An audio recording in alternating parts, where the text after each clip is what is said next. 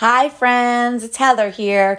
This video is going to pertain to the email survey sent out by Poshmark on Monday, April 25th, 2022. So if you're interested in that and my thoughts on it, then stick around.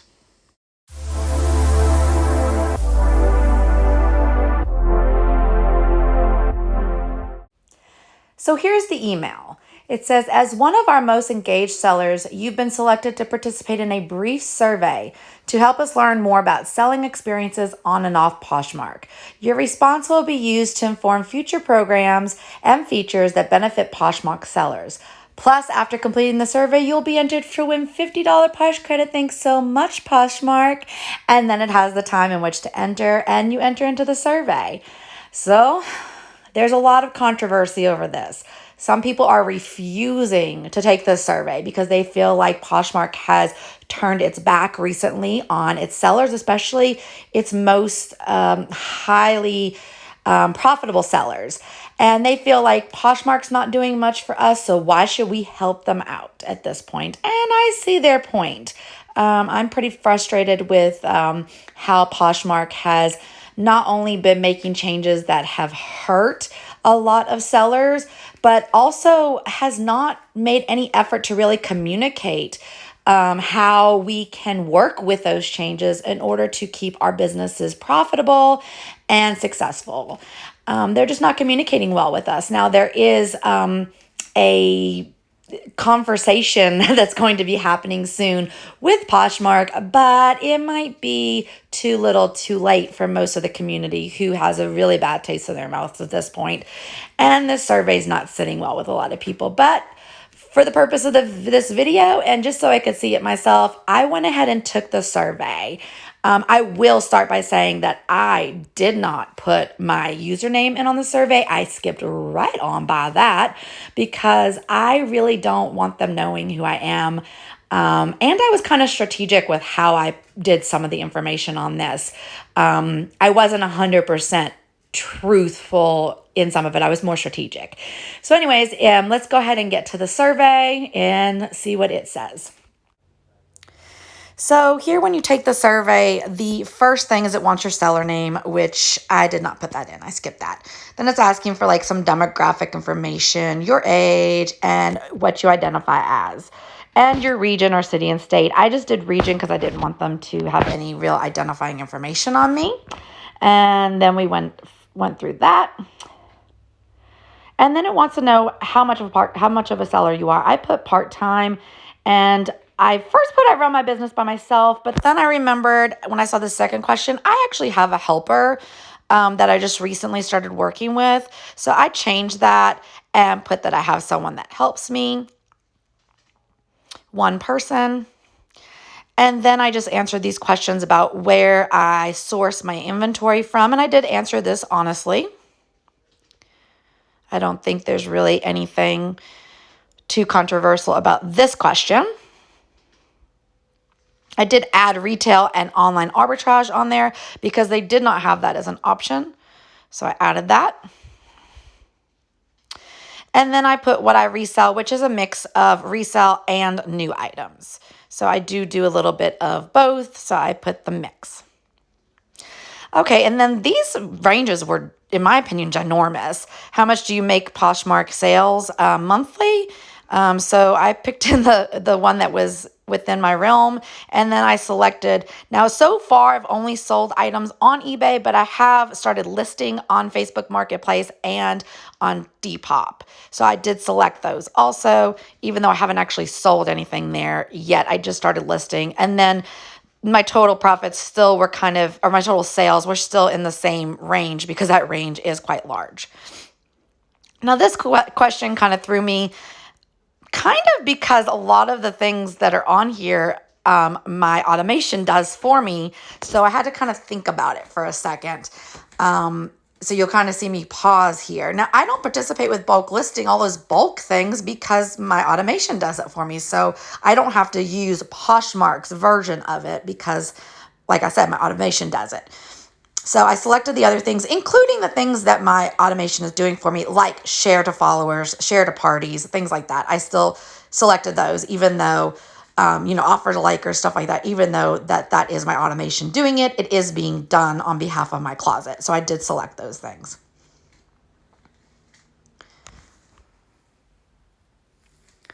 And as you can see, I was going back up because I was like, do I use those? And then I was like, no, I don't. I do not use those bulk features because there's no need to. Okay.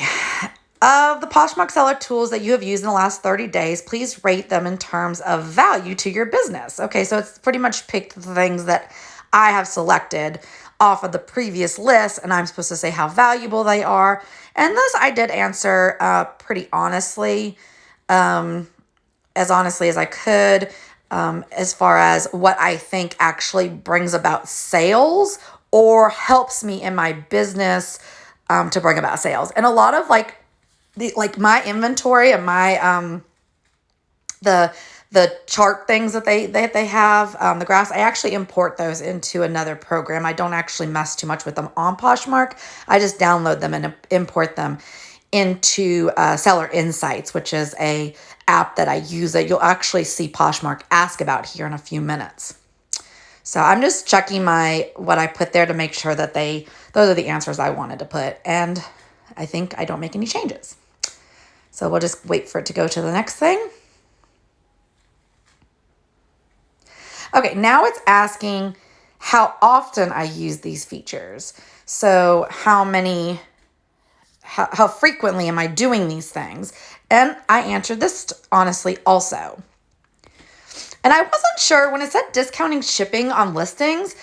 For a minute, I thought it just meant with your offers or whatever. But now that I'm thinking about it, I think it might mean when you create a listing, you put a discounted shipping on it. I don't actually do that directly on my listings. And, there's something to be said about that. Some people swear by it and some people don't.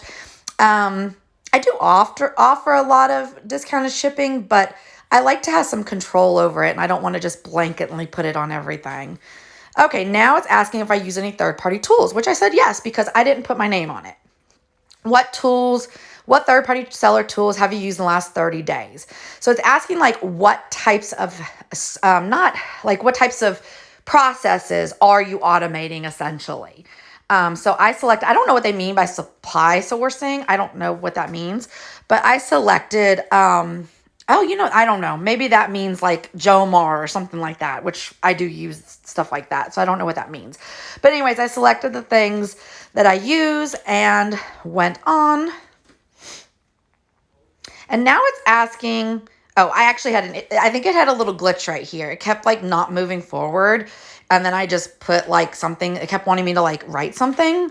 So I just wrote something in that blank box and then it finally moved forward. See, it keeps erroring out. And I was like, why won't this thing go? I was like, I've done everything I need to do. And then I was like, well, maybe it just wants me to write something in this box, which I did. And then it let me move forward to the next page. Okay. Now it's asking, of these third-party tools, how often do you use them? Okay, so of the things that were listed on the previous page, how often am I using them? And so I went ahead and answered these, and then these I did answer honestly.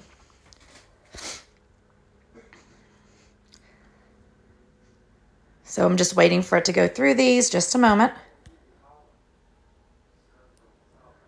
I'm just answering these questions.